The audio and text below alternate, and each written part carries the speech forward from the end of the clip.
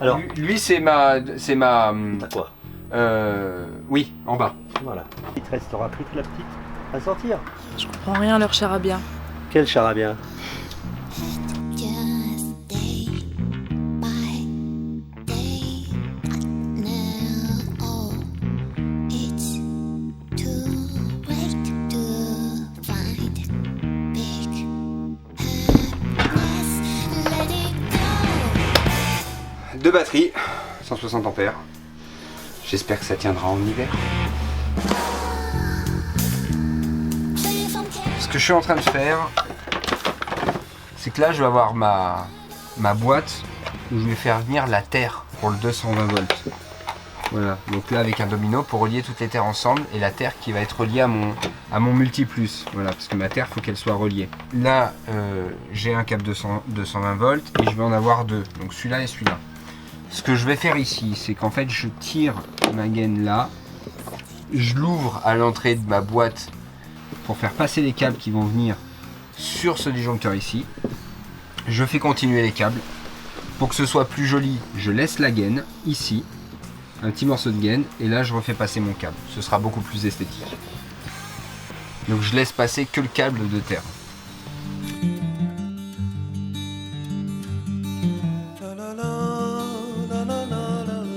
Alors, sur le toit, on a deux types de panneaux solaires. On a deux gros panneaux solaires de 355 watts et on a un plus petit de 175. Donc pour pouvoir les gérer, il faut, on va dire, sur toute une installation, il faut deux appareils différents. Parce que je ne peux pas tout brancher sur le même. Alors en gros, on a ce qu'on appelle des MPPT qui vont nous permettre de gérer l'énergie que vont capter les panneaux solaires, en fait c'est photovoltaïque. Donc nos deux panneaux de 355 sont gérés par ce MPPT là, qui va capter l'énergie et va transmettre l'énergie à nos deux batteries.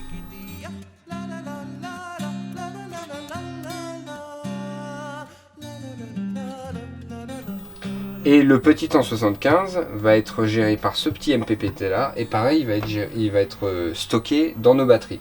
De nos batteries, donc on a deux installations. On a une installation en 12 volts et on a une installation en 230 volts. Donc tout ce qui va être 12 volts, ça va être tous nos appareils, genre les lumières, la glacière, tout ce qui va être le truma, tout ce qui sera nos petits capteurs là-bas.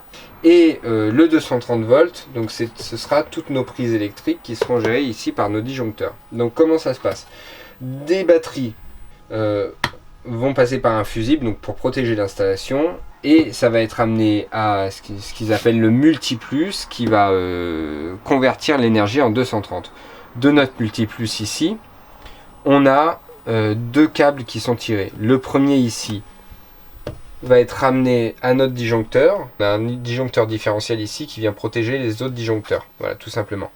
Et ici, on a une prise, donc la P17, qui va nous permettre de nous raccorder à notre 230 volts, camping ou chez les gens, ou peu importe où est-ce qu'on va. Et elle est reliée directement à notre multiplus qui va permettre d'avoir des appareils un peu plus gros, très lourds, c'est-à-dire tout ce qui va être au-dessus de 800 watts. La deuxième installation, donc, on a ici, donc on a la même chose que lui mais en plus petit, c'est ce qu'on appelle le Smart Control. Et le Smart Control va venir gérer l'énergie pour délivrer du 12 volts. Et on va pouvoir vérifier si ça fonctionne. Alors attention. J'ai un peu la pression, j'ai pas essayé donc je sais pas, j'espère que ça va marcher. Attention. Fail. Fail! Ah, c'est horrible. Ah.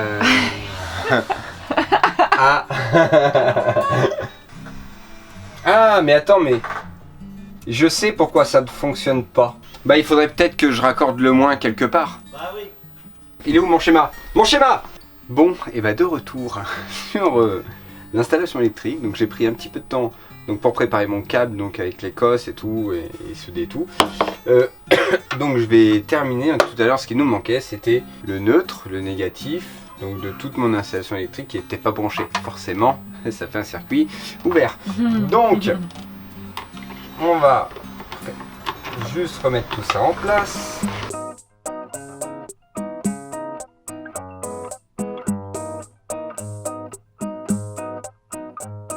Alors pourquoi je m'ennuie à faire tout ça? Pour que ce soit un tout petit peu plus joli dans la présentation, hein, tout simplement.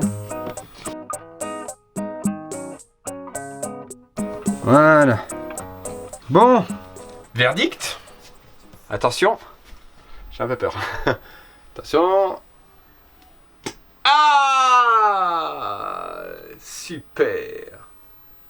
Attends, je vais aller faire les autres. Attends, bouge pas. Celle-là vient de s'éteindre. Ah, je pense qu'à mon avis, il y a un faux contact peut-être.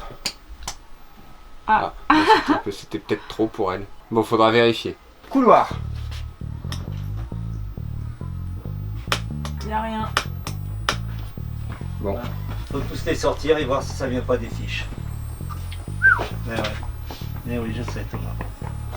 Alors j'aimerais revenir sur une petite anecdote là, qui nous est arrivée par rapport aux lumières en fait. On les a achetées sur un site, bon bah à mon avis c'était de très mauvaise qualité parce que il y en avait genre 2 sur 10 qui fonctionnaient. Donc on était très déçus. On a acheté pour remédier à ça des grandes bandes LED qu'on peut trouver dans n'importe quel magasin de bricolage. Et on a découpé des petites bandes sur celle-ci pour les installer à l'intérieur de nos lumières. Et pour ce faire, on a simplement soudé les fils sur la bande. En fait, ce qui est bien, c'est que tout le monde peut le faire. Donc là, je vais mettre mon positif. Là, on voit bien. Hein. En fait, il y a deux types il y a 4 bandes. Il y a 2 positifs et il y a 2 négatifs. Et en fait, il y a un positif, un négatif qui permet d'alimenter la bande de LED. Et l'autre système, en fait, ça permet sans doute, hein, j'en sais rien, mais je présume que c'est pour changer la couleur ou l'intensité ou des trucs comme ça. Et donc là, je vais venir vous montrer l'exemple. Donc nous, on les a soudés parce qu'on n'a pas envie, il suffisait d'enlever un petit peu le silicone, enfin la petite gaine qu'il y avait dessus. On a découpé et on a soudé. Donc preuve en image, je me mets sur mon moins ici et je me mets sur mon plus et voilà, tout simplement.